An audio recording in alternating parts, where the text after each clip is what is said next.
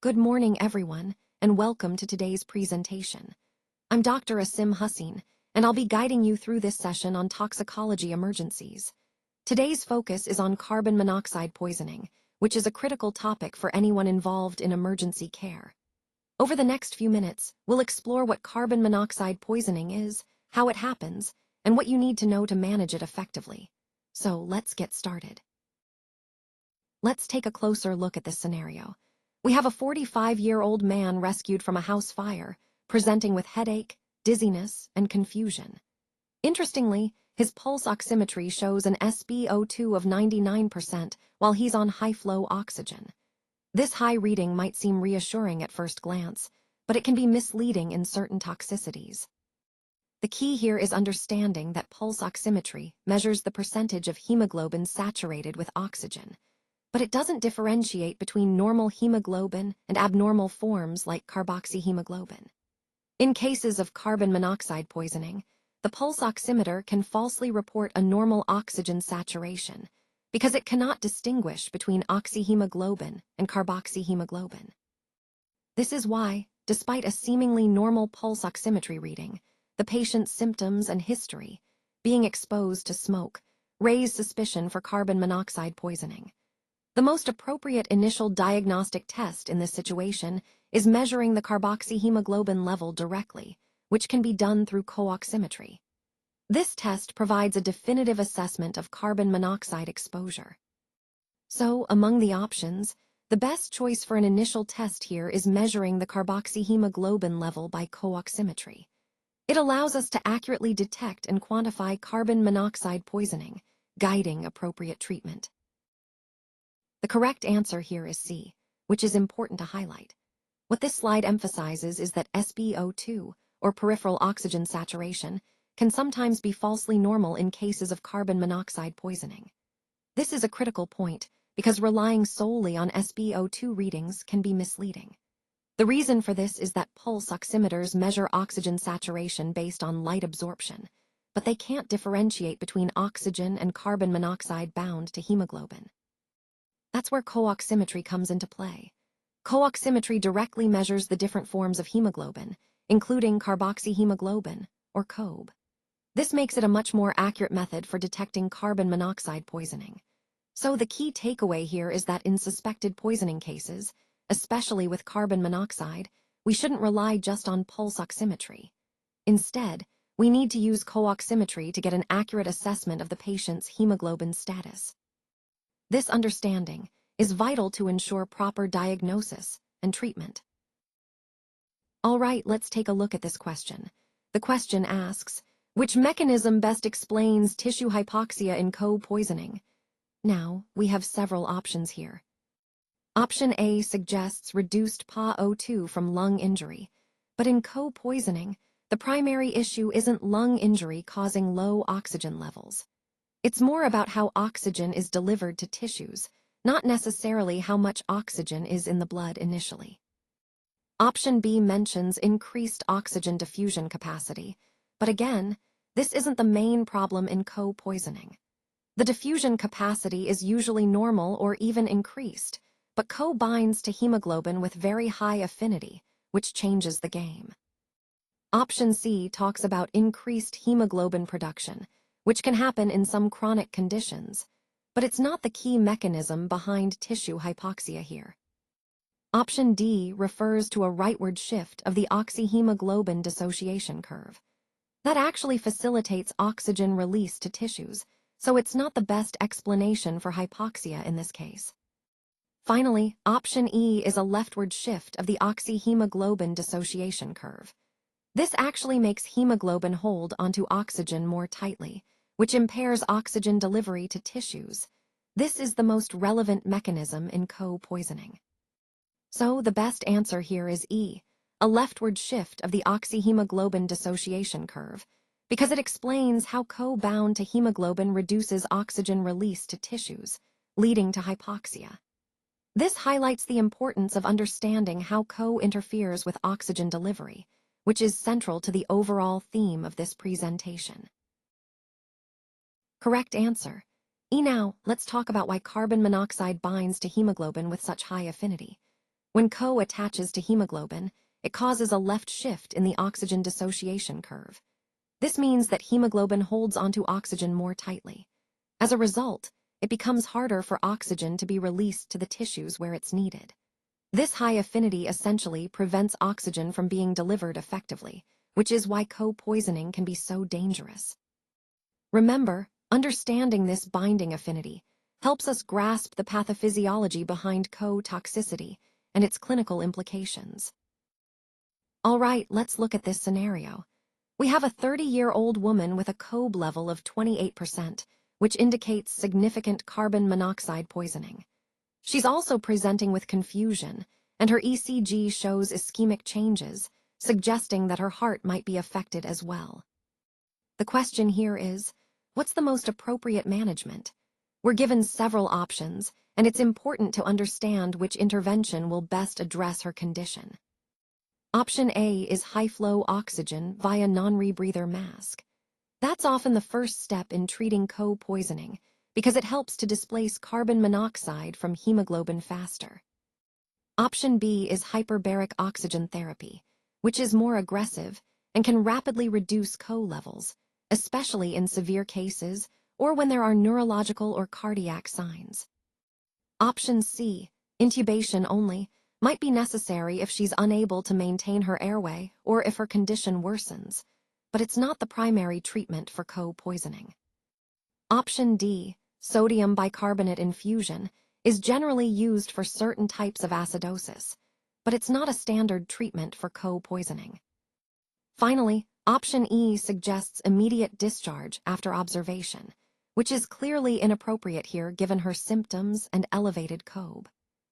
Considering her level of consciousness and ECG changes, the most definitive treatment would be hyperbaric oxygen therapy, as it can more quickly displace CO from hemoglobin and reduce ischemic injury.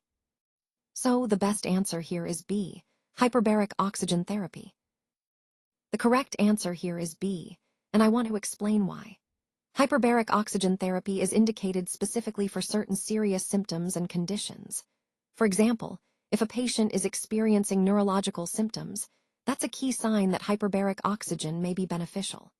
It's also indicated in cases of cardiac ischemia, where the heart muscle isn't getting enough oxygen, and in cases where carbon monoxide hemoglobin levels, or COB, are at or above 25%. And it's important to note that in pregnant patients, the threshold is slightly lower, at 20% COB. This reflects the increased vulnerability of the fetus and the need for prompt, effective treatment. Overall, understanding when hyperbaric oxygen is indicated helps us target therapy effectively and improve patient outcomes. It's all about recognizing these critical signs and acting accordingly. All right, let's take a closer look at this case. We have a patient who initially improves after carbon monoxide exposure, which is quite common in acute poisoning cases. However, what's particularly interesting here is that 2 weeks later, they come back with new neurological symptoms, specifically cognitive decline and gait disturbance.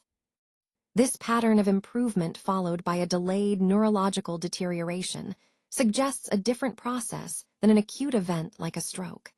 It points towards a secondary, delayed complication of co-poisoning. The most likely diagnosis in this scenario is delayed neurologic syndrome, or DNS. This condition is known to occur days to weeks after the initial exposure, when patients develop symptoms like memory issues, confusion, or gait problems. It's important to recognize this, because DNS requires different management and prognosis considerations compared to other options like acute stroke or viral encephalitis. So, in summary, when you see a patient who initially improves after co-poisoning, but then develops neurological decline weeks later, think of delayed neurologic syndrome as the most probable cause. Let's take a look at this question. The correct answer here is C, which is marked with a check mark.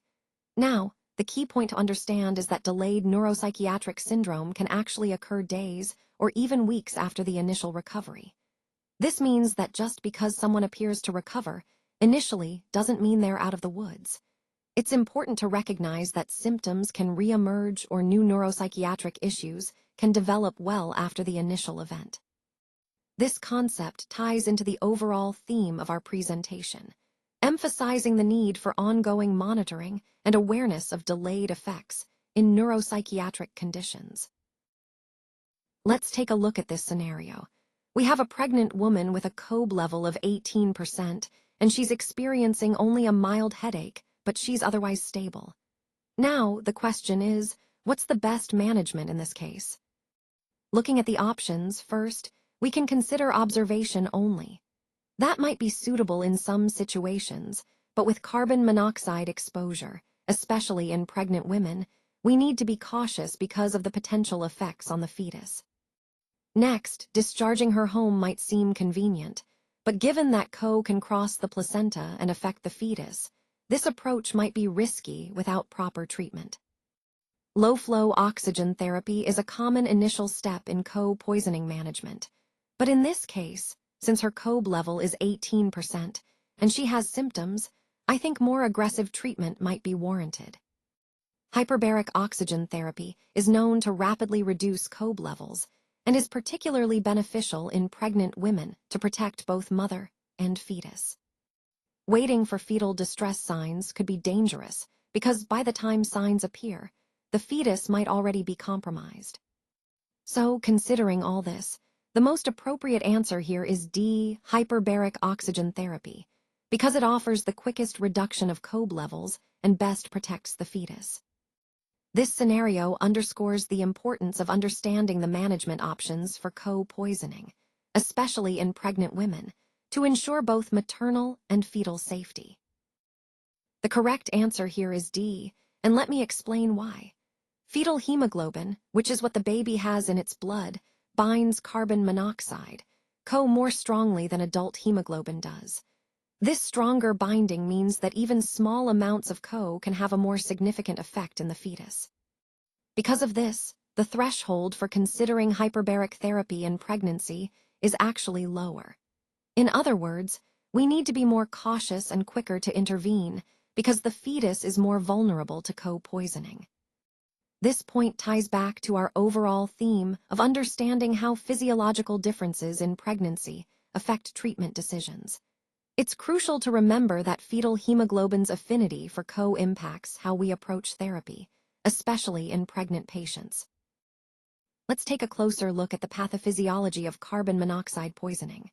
When CO binds to hemoglobin, it forms carboxyhemoglobin, which prevents hemoglobin from carrying oxygen effectively. This binding causes a left shift in the oxygen dissociation curve, meaning hemoglobin holds onto oxygen more tightly and releases less to the tissues. As a result, cellular hypoxia occurs, depriving cells of the oxygen they need to function. Additionally, this oxygen deprivation leads to mitochondrial dysfunction, impairing energy production within cells. Overall, these processes explain how carbon monoxide poisoning causes serious tissue damage and systemic effects. Now, let's take a closer look at the clinical features of carbon monoxide poisoning. Patients often present with headache, which is one of the most common initial symptoms. Dizziness and confusion are also frequent, reflecting the effect of hypoxia on the brain. In some cases, individuals might experience chest pain or even arrhythmias, indicating cardiac involvement. A rare but notable sign is cherry red skin, which occurs due to the increased carboxyhemoglobin levels, giving the blood a distinctive color. It's important to remember that neurologic deterioration can be delayed, meaning symptoms might worsen hours after the initial exposure.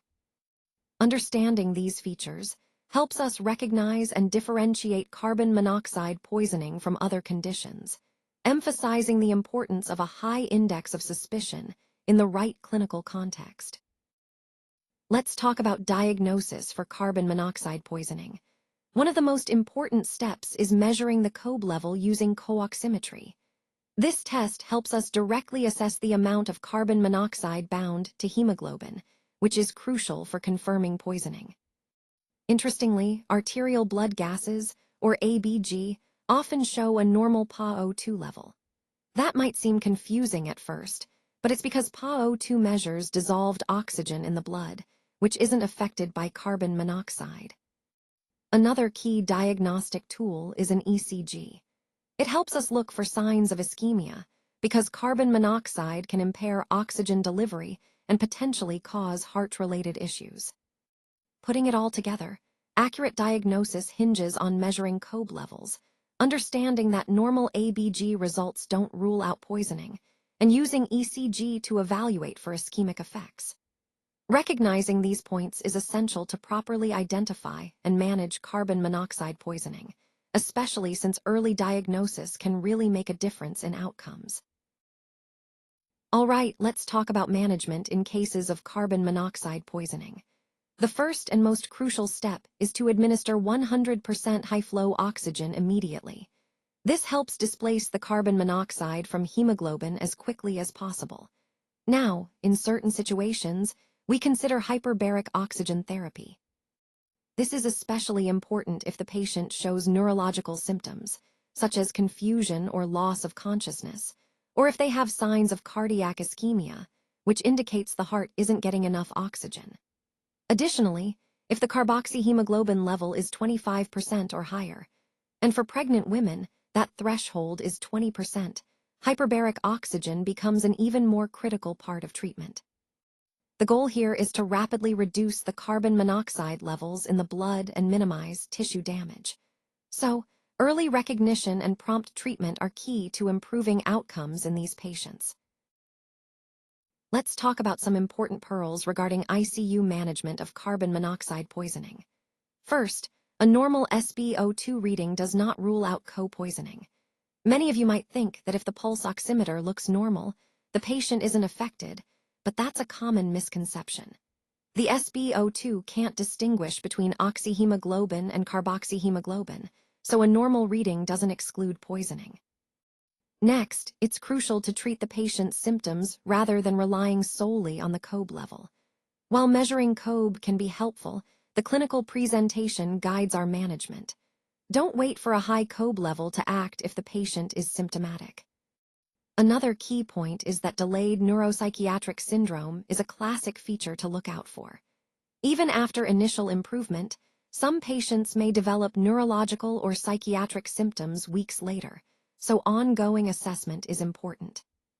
In summary, when managing co-poisoning, always remember these pearls.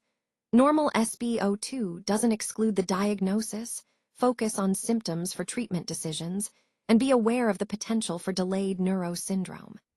These insights help us provide better care and anticipate complications, aligning with our overall goal of comprehensive patient management. Thank you so much for your time and attention. I really appreciate you being here today. I hope that the insights and ideas we've discussed have been helpful and inspiring. Remember, the key points we've covered are all about understanding the importance of this topic and how it connects to our larger goals. Your engagement and curiosity are what drive progress, so keep exploring and applying these concepts. Once again, thank you for being part of this journey. I look forward to seeing how you take this knowledge forward.